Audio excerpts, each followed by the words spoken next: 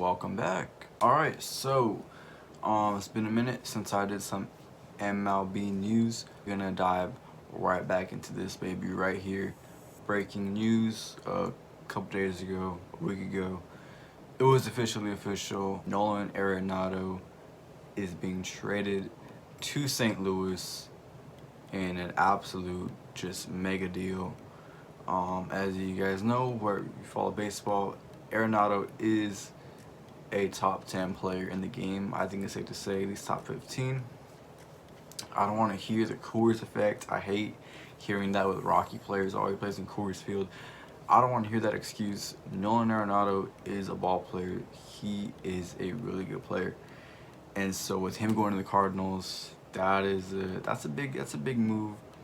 The Cardinals got a lot better with or without any other pitching or any holes in the lineup. No matter what, adding Arenado to that lineup is gonna make a difference, especially on defense, where he's won 8 straight Gold Gloves ever since he's been to the league.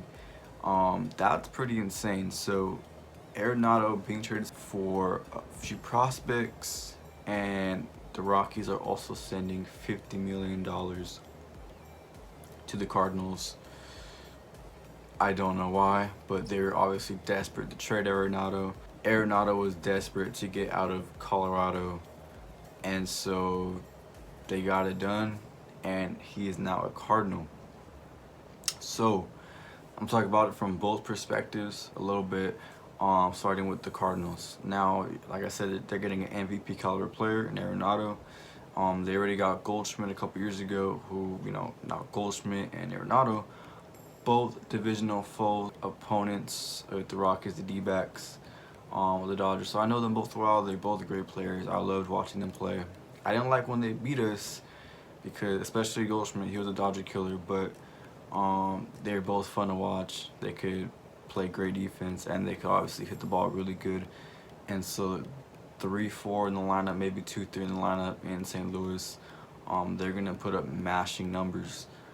Smash Bros out there in St. Louis, and their corner defense just got a whole lot better for the Cardinals. When you saw their playoff series last year versus San Diego, they did not have the offense to match the Padres.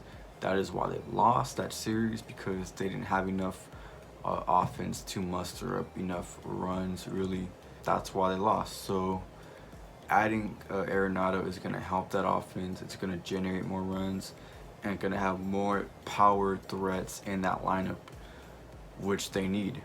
And hopefully a bounce back year for Flaherty, because he did have a down year. They should be fine. They should be definitely the favorites in the National League Central. Now, for the Colorado Rockies, they've had a lot of great players come up over the years. Numerous players that could go on, and lists that they never really did anything with. Tulowitzki, one of my favorite guys back in the day. Unfortunately, his career went downhill. And so Arenado is just another one of those great Rocky players that they wasted. They've never won a division title in their existence. And it's just, they're just not going to be able to compete with the Dodgers or the Padres in the near future. And Arenado signed a contract with the Rockies a couple years ago, hoping they would build a winner for him. And that is not going to be possible any longer. Now, Arenado has an opt-out clause after this season. There was rumors that he wanted to be a Dodger for a long time, and we were hoping he would be a Dodger, but the Dodgers did not want to pull the trigger, or should I say the Rockies, because obviously they did not want to trade him to the Dodgers, a rival in their own division, and so they shipped him to St. Louis for some, okay prospects. We'll see down the road what they come out to be, but nonetheless, obviously the Cardinals won this trade, and it's a good move for St. Louis. I don't know if they have what it takes to beat the Dodgers. Anything happens in the playoffs, we'll see. They are known to be Dodger killers. I know firsthand. It sucks, but yeah, Arenado to St. Louis, mega move. That is going to be great for the Cardinals. So let's take a look at the potential Cardinals lineup. I like the lineup. I think it's going to be pretty decent. Like I said, they're going to put up more runs. That should help them a lot. It's better than what they had last year, obviously, I believe. Carlson's a great young player. Edman and DeYoung can play. And Fowler is going to be fine along with Bader. They got players. They got ball players, and they're going to be able to win some ball games. So there you go with the Cardinals lineup. So, and then to wrap this up with the whole MLB news, I just want to say a couple farewells to Kike Hernandez and Jock Peterson, 2 long-time Dodgers, now gone this year. They have signed elsewhere. Kike went to Boston on a 2-year, $14 million deal, and Peterson went to Chicago for 1 year, $7 million. Really quick, Kike. To miss Kike, he was clutch. He knew how to win. He played great defense. He played all over. He hit. He was energetic. He was just a fun overall player. Watching every day at Dodger Stadium and whatnot. I'm gonna miss him. Best of luck in Boston. And as for Jock, I'm gonna miss those huge home runs, moonshots to nearly out of the stadium.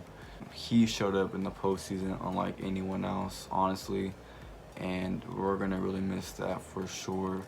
So best of luck to Jock Peterson with the Cubs. And now it's time to beat you guys. So with that being said, I'm gonna wrap this up. If you enjoyed, subscribe down below. And like I said, I want to get some MLB news. I kind of missed it a little bit. Talking baseball. I love talking baseball. So nonetheless, if you want to see that, subscribe. I will talk baseball. Believe it. And I'll see you in the next video.